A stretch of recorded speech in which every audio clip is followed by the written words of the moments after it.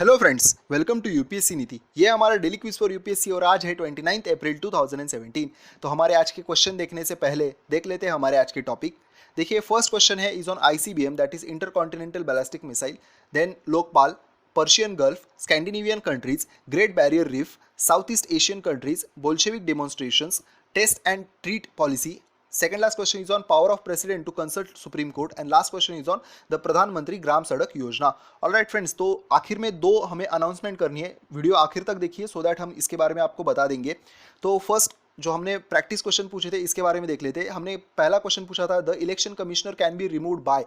तो देखिए, election commissioner जो होते हैं इन्हें एक सिक्योरिटी होती है, मतलब टेन्योर की। सो सिक्योरिटी ऑफ टेन्योर मींस क्या, तो प्राइम प्रेसिडेंट जो है वो अपने मर्जी से इनको निकाल नहीं सकते, ठीक है। और बाद में इनको निकाला कैसे जाता है, तो जैसे सुप्रीम कोर्ट के जज जो होते हैं ना, इनके जैसे इम्पीचमेंट प्रोसीजर होती है वैसे ही इनकी भी इम्पीचमेंट प्रोसीजर होती है। और उसके लिए जो हमारे दोनों मतलब लोकसभा और राज्यसभा जो है यहाँ से रिजोल्यूशन आएगा, मतलब किसी एक से, तो उसके बाद स्पेशल मेजोरिटी अगर मिलती है उस रिजोल्यूशन को, तो ही जो इलेक्शन कमिश्नर है इनको इम्पीचमेंट किया जा सकता है पार्लियामेंट द्वारा। ऑलराइट, आई होप ये क्वेश्चन जिनका गलत हो गया था इनके लिए ये एक्सप्लेनेशन सफिशिएंट होगा। और दूसरा हमने क्वेश्चन पूछा था विच of the following feature comes under the federal feature of Indian constitution. देखिए, फेडरल फीचर, फेडरल मीन्स क्या होता है, कंसिडर कीजिए कि मैं बेसिक में अगर बता दूं तो सेंटर और स्टेट के बीच में रिलेशन अच्छे होने चाहिए, ऐसा ही है ये फेडरल। ऑलराइट, तो देखिए इमरजेंसी प्रोविजंस में क्या होता है कि सेंटर के बाद सभी अथॉरिटी हो जाती है। सो इमरजेंसी प्रोविजन जो है वो फेडरल फीचर नहीं है। देन सिंगल कॉन्स्टिट्यूशन, ये हमारी यूनिटरी, जो हमारा यूनिटरी फीचर है देश का, इसका फीचर है ये, तो फेडरल का नहीं है। स्ट्रॉन्ग सेंटर मींस क्या होता है, तो ऑब्वियसली फेडरल के ये अगेंस्ट जाएगा। सो इसका आंसर जो है वो है बी, ड्यूअल पॉलिटी। तो देखिए इसके आंसर कौन से हमारे फ्रेंड्स ने सही दिए थे। तो सबसे पहले डॉक्टर विनीता, इन्होंने हमारे लगभग सभी क्वेश्चन जो है इसके बारे में आंसर दिया है। और जो मैं एक कल बताना भूल गया था, मतलब मुझे याद नहीं आ रहा था, नेशनल जूट पॉलिसी 2005, इसके बारे में भी इन्होंने एक अच्छा आंसर दिया है। So thank you doctor Vinita. Next हमारे देखते हैं चरणजीत सिंह, इन्होंने भी अच्छे से आंसर दिया है। तो और यहाँ पे इन्होंने ना जो हमारे 7 मेन जो फेडरल फीचर्स है उनको भी बताया। आप चाहे तो इसमें कमेंट्स में जाके इनका जो आंसर है वो देख सकते हैं। देन सुमन सिद्धार्था, अमर निषाद, हरजीत गोयल, शेख अंजुम, आयुषी गहलोत, अंकुश, देन दीपक रंजन परिदा। ऑलराइट, तो ma'am Ayushi ma'am, thank you, आपने मुझे जो इसके बारे में ये जो हमने पूछा था कनकेसन थुरई, इसके बारे में आपने मुझे इमेजेस भी भेजी थी। मुझे मतलब मैं इमेज में ढूंढ रहा था, मैं मैप में नहीं गया। सो थैंक यू, आपने मुझे एक ऑप्शन दिया, थैंक यू सो मच। देखते, और आप दोनों को भी थैंक यू, आपने भी मेरा ये एक क्वेरी थी उसको सॉल्व करने के लिए, दीपक एंड अंकुश सर। तो और जो आखिर में है वो है गजानन बोरकर, चित्रांगदा राजे, पुरुषोत्तम पांडे एंड सुमित सांगवान। तो देखते हैं हमारे आज के क्वेश्चन, स्टार्ट करते हैं हमारे पहले क्वेश्चन से। Choose the correct statement about ICBM, that is intercontinental ballistic missile. तो देखिए फर्स्ट क्या है, it is a guided ballistic missile with a minimum range of 5500 kilometres. मतलब ये मिनिमम रेंज इतनी होती है और ये गाइडेड बैलिस्टिक मिसाइल होता है, ऐसा ये फर्स्ट स्टेटमेंट है। Next is it is primarily designed for nuclear weapons delivering one और मोर थर्मोन्यूक्लियर वॉरहेड्स। ऑलराइट, मतलब ये क्या है कि इसका मेन जो इजाद जो किया गया था आईसीबीएम का, ये क्यों किया गया, तो न्यूक्लियर वेपन जो है इसकी डिलीवरी करने के लिए, ऐसा ये सेकेंड स्टेटमेंट है। Next is Russia, US, China, North Korea and India, ये जो देश है अभी इनके पास आईसीबीएम टेक्नोलॉजी है, ऐसा थर्ड स्टेटमेंट है। तो देखिए ये क्वेश्चन मतलब ज़्यादा लॉजिकल है, मैं आपको बताता हूँ ये कैसे करना है। देखिए इंटरकॉन्टिनेंटल मींस एक कॉन्टिनेंट से दूसरे कॉन्टिनेंट में ये मिसाइल जाना चाहिए, ठीक है। तो इसकी मिनिमम रेंज जो है वो हो सकता है कि 5500 किलोमीटर तक होनी चाहिए। तो ये जो फर्स्ट स्टेटमेंट है ये अगर आप ऐसे लॉजिक लगाओगे तो ये सही है। साथ ही साथ दूसरा जो ये यहाँ पे ये जो स्टेटमेंट है, देखिए इसके बारे में कैसे करना है।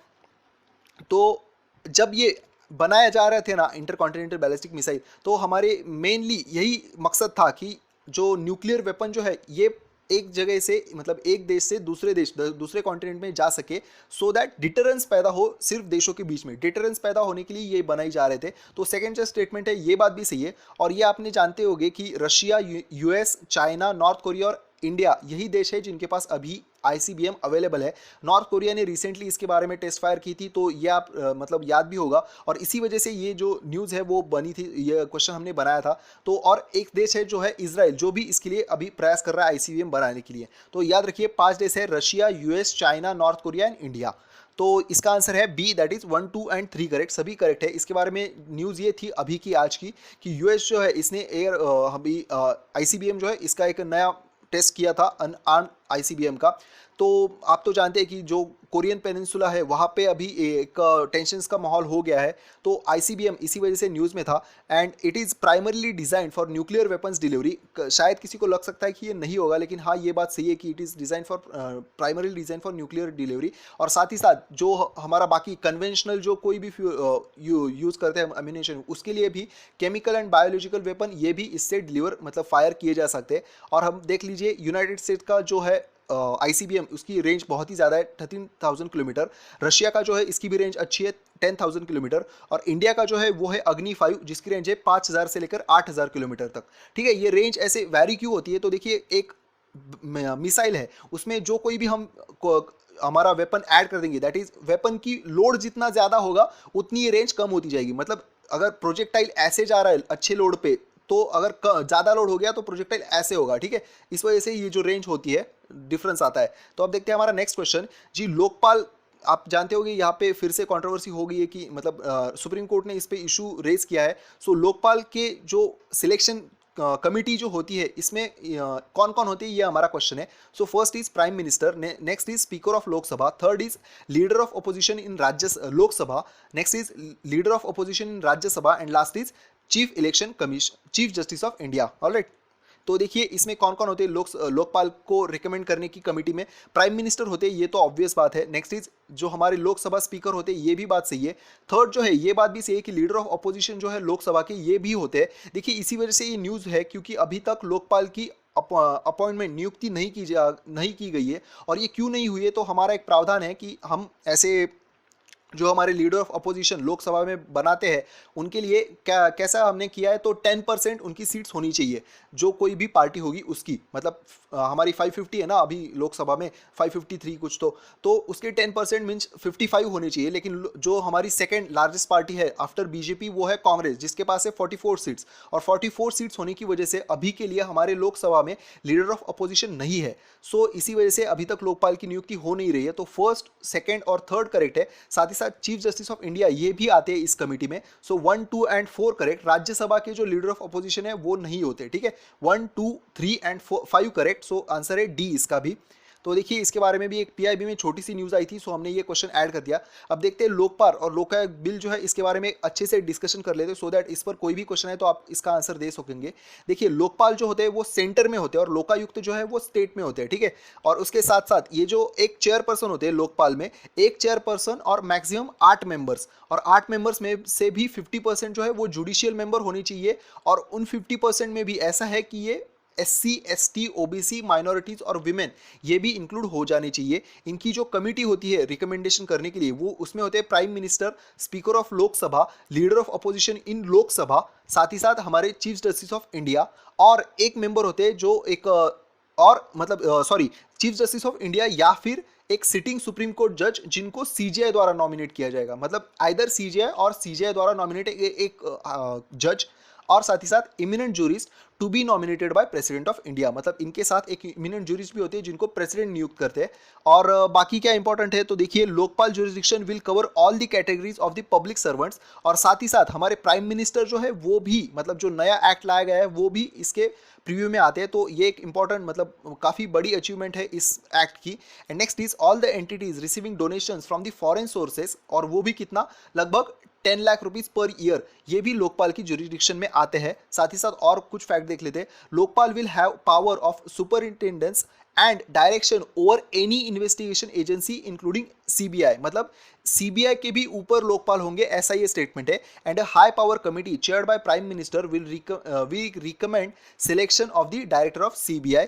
और ये कुछ फैक्ट्स है जी, देख लीजिए। और ये हमने क्वेश्चन क्यों ऐड किया, तो देखिए अभी ये न्यूज़ में भी था, और साथ ही साथ लगभग देखिए 50 साल हो गए जब पहला लोकपाल बिल जो है ना वो लाया गया था। पहला लोकपाल बिल लाया गया था 1968 में शांति भूषण द्वारा। ये तब 1969 में लोकसभा से पास हो गया था, लेकिन राज्यसभा ने इसको तब मंजूरी नहीं दी थी। और तब से ये 2013 में देखिए कितने साल लग गए ये एक बिल लाते लाते। तो और ये जो टर्म थी ये अशोक कुमार सेन, ये इन्होंने प्रपोज की थी हमारे यहाँ पे, मतलब ओम्बुड्समैन टर्म ये हमारे यहाँ पे अशोक कुमार सेन इन्होंने प्रपोज कर दी गई थी। ठीक है, तो अब देखते हैं हमारा थर्ड क्वेश्चन जी। पर्शियन गल्फ के बारे में हमें करेक्ट स्टेटमेंट बताना है। हमने रिसेंटली इसके बारे में एक क्वेश्चन भी पूछा था, तो देख लेते हैं इसके बारे में और कुछ facts. The body of water is an extension of Indian ocean gulf of Oman through the straight of Hormuz, मतलब ये पर्शियन गल्फ जो है ये हमारा ही इंडियन ओशन का एक एक्सटेंशन है और ये जो जाता है वो जाता है स्ट्रेट ऑफ हॉर्मोज से, ऐसा फर्स्ट स्टेटमेंट है। Next is it lies between Iran to the north east and Arabian Peninsula to the south west. Okay, मतलब नॉर्थ ईस्ट में ईरान होता है और जो इसका साउथ वेस्ट है यहाँ पे अरेबियन पेनिनसुला है, ऐसा ये सेकेंड स्टेटमेंट है। एंड इसके जो बेसिन कंट्री है इनमें कौन कौन आता है, तो Iran, Iraq, Pakistan, Saudi Arab and UAE and Oman. ठीक है, तो ये तीनों स्टेटमेंट हो गए। देखिए इसके फर्स्ट और सेकंड स्टेटमेंट सही है, थर्ड स्टेटमेंट में यहाँ पे पाकिस्तान नहीं चाहिए था। ऑलराइट, ईरान है, इराक है, सऊदी अरब है, यूएई है और ओमान है, लेकिन पाकिस्तान पर्शियन गल्फ में नहीं आता। ऑलराइट, तो इसका आंसर है 1 एंड 2 करेक्ट, सो आंसर है ए। तो इसके बारे में भी एक छोटी सी न्यूज़ थी, सो हमने ये ऐड कर दिया। देखिए यहाँ पे है ये बेसिन कंट्रीज, या देखिए ईरान है, इराक है, सऊदी अरब है, बाद में कुवैत जो है यहाँ पे है, ये कुवैत आपने पिछली साल मूवी आई थी एयरलिफ्ट, ये देखी होगी, ये यहीं पे है Kuwait. Then next is Qatar है जो यहाँ पे है, आखिर में यहाँ पे बहरीन है, ये छोटा सा देश है बहुत ही, साथ ही साथ यूएई है और ओमान है। ऑलराइट, ओमान है यहाँ पे, और ये जो है यहाँ पे ये स्ट्रेट ऑफ हॉर्मोज है, ये हमारे देखिए ये एक हमारे ही इंडियन ओशियन का एक एक्स्ट्रा जो विंग है, तो ये यहाँ पे आ गया है। ऑलराइट, तो ये ईरान है यहाँ पे और ये सभी जो है पूरा अरेबियन पेनिनसुला है जो इसके साउथ वेस्ट में है। तो अब देखते हैं हमारा next question, question number 4, arrange the following Scandinavian countries from west to east. देखिए वेस्ट टू ईस्ट जाना है। Alright, west to east, first is Denmark, Norway, Sweden, Finland and Iceland. तो देखिए क्या है कि आप चाहे तो इसको एक बार पॉज करके अपने दिमाग में सोच सकते हैं, हम इसका डायरेक्टली आंसर देख लेते हैं। देखिए इसका आंसर क्या है, तो ये है सी, और यहाँ पे हमने क्वेश्चन के में जो पूछे थे ये, और यहाँ पे आंसर इसका दे दिया है, आप चाहे तो इसको कंपेयर कर सकते हो। देखिए सबसे पहले आता है आइसलैंड, यहाँ पे है ये, उसके बाद जो है वो है नॉर्वे, वेस्ट टू ईस्ट जा रहे हैं ना, तो नॉर्वे, देन डेनमार्क, यहाँ पे देखिए ये Norway, then Denmark, then Sweden and last में फिनलैंड। कुछ लोग जो है ना ये स्कैंडिनेवियन कंट्रीज को सिर्फ इन 3 देशों को ही कंसिडर करते हैं, और कुछ लोग जो है वो सभी देशों को कंसिडर करते हैं। सो हमने सभी पे कंसिडर करके एक क्वेश्चन फॉर्म कर दिया। तो याद रखिए ये जो देश है ये हमारे सभी जो कोई इंडेक्स होते हैं इसमें बहुत ही अच्छे पायदानों पे होते हैं, तो देख लीजिए एक बार इनके बारे में। नेक्स्ट क्वेश्चन, आज हमने मैप पे 2 क्वेश्चन ऐड कर दिए, आगे भी एक आएगा। देखते हैं next question, consider the following about Great Barrier Reef and which of these are correct. तो ग्रेट बैरियर रीफ के बारे में कौन सा करेक्ट है ये हमने पूछा है। First is vinegar may help to protect the Australia's iconic Great Barrier Reef by effectively killing the coral munching crown of thorn starfish. मतलब क्या है कि हमने पिछली बार भी एक इस पर क्वेश्चन बनाया था, तो ये जो क्राउन ऑफ मल्चिंग थॉर्नफिश जो है ना, ये हमारी कोरल जो है इनको खा रहे, मतलब कोरल पे जो अलगी है इनको ये खा रहा है, उस वजह से ब्लीचिंग हो रहा है। तो ये जो फिश है इनको मारने के लिए विनेगर कारीगर साबित हो सकता है, ऐसा ये फर्स्ट स्टेटमेंट है। Next is the innovative method of killing crown of thorn starfish is not completely safe to the other marine life. मतलब ये जो विनेगर यूज करना है ये इनको तो मारता है, लेकिन साथ ही साथ बाकी जो मराइन लाइफ है इस पे भी अफेक्ट करता है, ऐसा बी स्टेटमेंट है। तो इनमें से कौन सा करेक्ट है ये हमें बता रहे हैं। देखिए इसका फर्स्ट स्टेटमेंट जो ये बात सही है, लेकिन सेकंड इनकरेक्ट है, क्योंकि विनेगर जो है ये मतलब कंप्लीटली सेफ है बाकी मराइन लाइफ के लिए भी। ठीक है, इसके बारे में ही न्यूज़ थी, सो हमने ये क्वेश्चन ऐड कर दिया। फर्स्ट करेक्ट है, सेकंड इनकरेक्ट है, सो हमारा आंसर है ए, दैट इज 1 ओनली। तो देखिए इसके बारे में हमने पहले भी एक क्वेश्चन कवर किया है, पहले भी 1 या 2 क्वेश्चन कवर किए।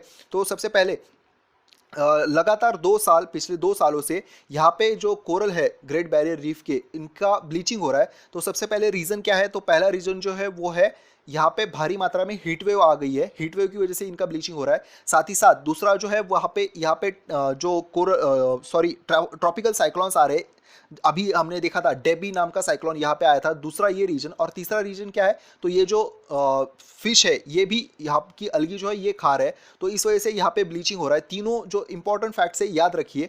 और बाद में नेक्स्ट क्या है, तो विनेगर जो है ये अभी कुछ साइंटिस्ट ने ऐसा दावा किया है कि विनेगर जो है ये इस जो थर्ड ऑप्शन है हमारा, मतलब हम टेम्परेचर को तो कुछ कर नहीं सकते, साथ ही साथ जो ट्रॉपिकल साइक्लोन्स है वो भी आएंगे, लेकिन जो हमारा थर्ड ऑप्शन है एटलीस्ट इसको तो हम कम कर सकते हैं विनेगर का यूज़ करके। और ये विनेगर जो है ये इसका यूज़ अदर मराइन लाइफ के लिए ज़्यादा मतलब अफेक्ट नहीं करता, ऐसा है ये। ठीक है, तो ये क्वेश्चन आई होप अच्छे से हो गया होगा। हम देखते हैं हमारा next question, which of these is landlock country. तो इनमें से लैंडलॉक कंट्री कौन सा है, Cambodia, Vietnam, Myanmar and Laos. ठीक है, तो इसका आंसर देना है आपको, कौन सी एक कंट्री या फिर बाकी कंट्री है, इज और आर, तो कौन सी एक या फिर बाकी कंट्री है जो लैंडलॉक है, ये हमें बताना है। देखिए इसका आंसर हम डायरेक्टली मैप में देख लेते हैं। यहाँ पे देखिए ये पहला है म्यांमार, जो यहाँ पे हमारे इंडियन ओशन को ओपन होता है। बाद में वियतनाम जो साउथ चाइना सी को ओपन होता है। कंबोडिया जो है ये भी साउथ चाइना सी को ओपन होता है। सो बचा कौन है, तो लाओस। तो इसका आंसर जो है वो है C, that is 4 only, Laos C 4 only. तो इसके बारे में भी न्यूज़ है कि जो रोहिंग्याज है ना, इनके लिए अभी हमारा एक की ट्रांजिट पॉइंट हो गया है जो है कोलकाता।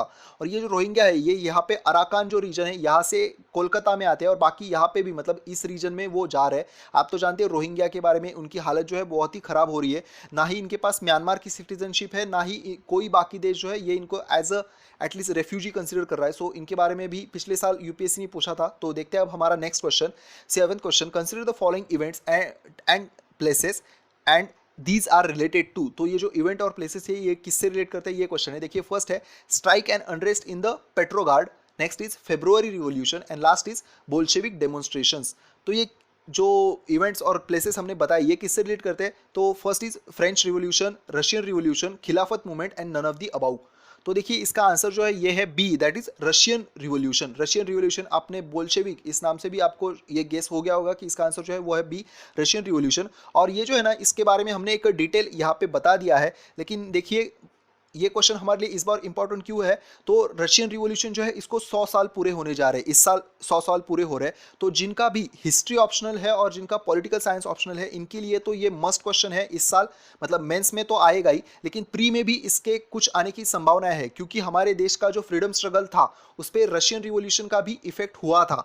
सो इस वजह से आप एक बार इसके बारे में पढ़ लीजिए, क्योंकि अगर मुझे इसके बारे में बताना होगा तो मुझे कुछ मतलब जो बैकग्राउंड भी देना पड़ेगा। हमने ये जो है ना ये इस पर्टिकुलर वेबसाइट से लिया था। हम ये जो डिस्क्रिप्शन है वो इसकी लिंक जो है वो डिस्क्रिप्शन में डाल देंगे, आप चाहे तो इसके बारे में पढ़ सकते हैं। जो एक इंपॉर्टेंट फैक्ट है मैं आपको ये बता देता हूँ कि ये जो रिवॉल्यूशन हुआ था ये 2 टर्म्स में होता, दैट इज 2 रिवॉल्यूशंस हुए थे। सबसे पहला जो हुआ था वो फरवरी और बाद में हुआ था वो अक्टूबर रिवॉल्यूशन, ठीक है।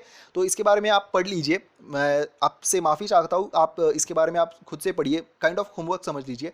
नेक्स्ट क्वेश्चन देखते हैं हम हमारा 8th question, health ministry launches test and treat policy for. तो ये test and treat policy health ministry ने जो लॉन्च की है वो किसके लिए है। First is malaria, next is HIV, third is hepatitis and next is cancer. तो ये जो पॉलिसी लाई गई है हेल्थ मिनिस्टर JP नड्डा द्वारा, तो इसका आंसर है बी, दैट इज HIV के लिए ये पॉलिसी लाई गई है। देखिए इसके बारे में PIB में एक छोटी सी न्यूज़ थी, तो इसके बाद इस वजह से हमने ये क्वेश्चन ऐड कर दिया। Anybody who is treated and found positive, मतलब अगर कोई भी व्यक्ति जिसको टेस्ट कर दी गई है और इनको HIV पॉजिटिव अगर ये मतलब पाए गए हैं टेस्ट में, तो इनको ART जो है वो दिए जाएंगे irrespective of CD, that is centre of disease count और क्लिनिकल स्टेज, ऐसा JP नड्डा ने कहा है। देखिए और ये कुछ इंपॉर्टेंट फैक्ट्स है, मतलब किसी को भी जो कोई भी यहाँ पे मेन, वीमेन, एडोलेसेंट और चिल्ड्रन जो कोई भी HIV पॉजिटिव पाए जाते हैं इनको ये टेस्ट एंड ट्रीट पॉलिसी के तहत ART जो है वो दवाई अवेलेबल की जाएगी, ऐसा ये है test and treat policy for HIV positive patients. Next question देखते हैं हमारा 9th question, consider the following statement, the Supreme Court of India tenders advice to the president of India on the matters of law and fact, which of the following statement below is are correct. तो इनमें से मतलब supreme court, आप तो जानते हैं president जो है वो सुप्रीम कोर्ट की राय ले सकते हैं, तो कैसे मामलों में ले सकते हैं ऐसा ये क्वेश्चन है। तो देखिए फर्स्ट स्टेटमेंट क्या है, on its own initiative on any matter of a larger public interest, मतलब सुप्रीम कोर्ट जो है वो कोई भी एक पब्लिक इंटरेस्ट में प्रेसिडेंट को राय दे सकता है, ऐसा फर्स्ट स्टेटमेंट है। Next is if he seeks to such advice, मतलब अगर प्रेसिडेंट चाहते हैं ऐसा कोई एडवाइस तो ये दे सकते हैं। Next is only if the matter relate to the fundamental right of the citizen, मतलब सिर्फ ऐसे अगर कोई मैटर जो है वो फंडामेंटल राइट के बारे में ही होगा तो सुप्रीम कोर्ट जो है वो प्रेसिडेंट को अपनी राय दे सकता है। तो इसके ऑप्शंस आप देख लीजिए, मैं इसका आंसर आपको बता देता हूँ। फर्स्ट और थर्ड जो है ये बातें सही नहीं है, ये आंसर है इसका सिर्फ B, that is if president जो चाहते तो ही ये राय दी जा सकती है। सो इसका आंसर जो है वो है बी। और एक इसके बारे में प्रावधान है वो हम देख लेते हैं। सबसे पहले ये किसके तहत जो सुप्रीम कोर्ट राय देता है वो किस आर्टिकल के तहत आता है, तो आर्टिकल 143, ठीक है। और ये पावर देता है प्रेसिडेंट को कंसल्ट करने के लिए सुप्रीम कोर्ट के बारे में। देखिए इसके बारे में हम पढ़ लेते हैं। At any time it appears to the president that the question of a law और फैक्ट हैज अराइजन और लाइकली टू अराइज, मतलब कोई भी लॉ या फैक्ट इसके बारे में कोई भी क्वेश्चन होने वाला है ऐसा प्रेसिडेंट को लगता है, तो प्रेसिडेंट सुप्रीम कोर्ट से अपनी राय ले सकते हैं। हमने पिछली बार देखा था जो सेकंड जजेस केस जो हुआ था उस वक्त, सेकंड नहीं थर्ड जजेस केस जो हुआ था उस वक्त तब के जो हमारे प्रेसिडेंट थे, I think CV Venkataraman sir, तो इन्होंने सुप्रीम कोर्ट से राय मंगाई थी। तो ये बात ऐसे हो गई है। नेक्स्ट इज कि अगर the president may notwithstanding anything in the provision of the article 113, मतलब इसके तहत नहीं होने वाले, refer to the dispute of kind of mention in the said provision of the Supreme Court for opinion, मतलब ये इसके तहत जो नहीं आती, इसके बारे में भी सुप्रीम कोर्ट जो है वो अपनी एडवाइस जो है वो प्रेसिडेंट को दे सकते हैं, ऐसा ये बाकी स्टेटमेंट है। ऑलराइट, तो अब देखते हैं हमारा लास्ट क्वेश्चन आज का, द प्रधानमंत्री ग्राम सड़क योजना जो है इसके बारे में हमें करेक्ट स्टेटमेंट बताना है। देखिए फर्स्ट क्या है, प्रधानमंत्री Gram Sadak Yojana was launched by government of India to provide connectivity to the unconnected habitations, मतलब जो भी रीजन है जहां तक आज तक हमारा रास्ते जो है वो पहुंचाए नहीं गए हैं, इनके लिए रास्ते बनाने के लिए ये स्कीम लाई गई थी, ऐसा फर्स्ट स्टेटमेंट है। Next is as it is a part of poverty reduction strategy, मतलब ये जो स्कीम है ये पॉवर्टी रिडक्शन करने के लिए भी लाई गई है, ऐसा सेकंड स्टेटमेंट है। तो इसमें से कौन सा करेक्ट है, देखिए इसका फर्स्ट स्टेटमेंट सही है, ऑब्वियस है ये बात, तो मतलब रोड कनेक्टिविटी हमारे लिए इंपॉर्टेंट है, तो ये फर्स्ट स्टेटमेंट सही है। और साथ ही साथ ये पॉवर्टी रिडक्शन भी हो सकता है, आप तो जानते हैं अगर रास्ते आएंगे तो कारोबार भी आएंगे, तो कारोबार आएंगे तो हमारे जो कोई भी बिलो द पॉवर्टी लाइन लोग हैं इनको भी काम मिलेगा, सो दैट पॉवर्टी रिडक्शन भी होगा। सो इसका दोनों आंसर स्टेटमेंट जो है ये बात सही है, सो आंसर है सी, दैट इज 1 और 2। तो प्रधानमंत्री ग्राम सड़क योजना, आज भी इसके बारे में पीआईबी में एक छोटी सी न्यूज़ थी, सो हमने योजना का क्वेश्चन जो है वो इसी पे बना दिया। तो देखिए ये क्यों लाई गई थी, to provide the connectivity to the unconnected habitation, मतलब अभी देश के हमें इंडिपेंडेंस मिले 70 साल हो चुके हैं, लेकिन ऐसे बहुत से छोटे छोटे गांव हैं जहां तक आज तक लाइट भी नहीं गई है, पानी की भी उनके लिए किल्लत है, और साथ ही साथ रोड भी नहीं है। तो ऐसे जो कोई भी गांव वगैरह है इनको रास्ते से हमें कनेक्ट करना है, इसके लिए ये स्कीम लाई गई थी, and as a part of poverty reduction scheme. आप तो जानते हैं कि हमारे जो रोड होते हैं ना, ये इट इज़ लाइक हमारे जैसे ब्लड के सेल्स जैसे होते हैं ना, हमारी जो सभी ब्लड की वेसल्स कनेक्ट करने वाली, तो ऐसे ये रोड जो है वो हमारे देश के लिए इंपॉर्टेंट होता है, सो दैट जैसे देश हमारे ब्लड में, अगर हमारा ब्लड जो जैसे बॉडी में अगर अच्छी तरह से जाएगा, वैसे ही रोड अगर अच्छी तरह से सभी जगह पे जाएंगे तो ही इस पर्टिकुलर जो कोई पार्ट होगा उसका डेवलपमेंट हो सकेगा। सो पॉवर्टी रिडक्शन के लिए है ये स्कीम। देखिए इसमें अबाउट 1.67 लाख ऐसे अनकनेक्टेड हैबिटेशन जो है वो एलिजिबल है इस स्कीम के तहत, मतलब रास्ते बनाने के लिए, और वो भी मतलब कितना है, तो हमें कितना देखिए 3.71 लाख किलोमीटर इतना रोड बनाना है नए से, और 3.67 लाख किलोमीटर रोड जो है इनका अपग्रेडेशन होना चाहिए।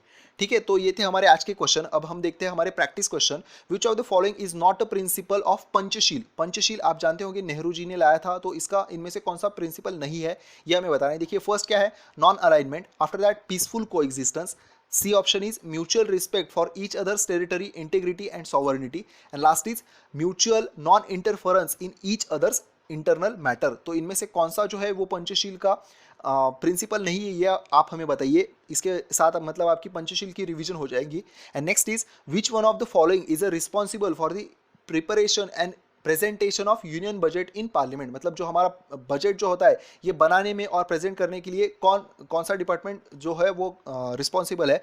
तो ऑप्शन देख लीजिए, department of revenue, department of economic affair, department of financial services and department of expenditure.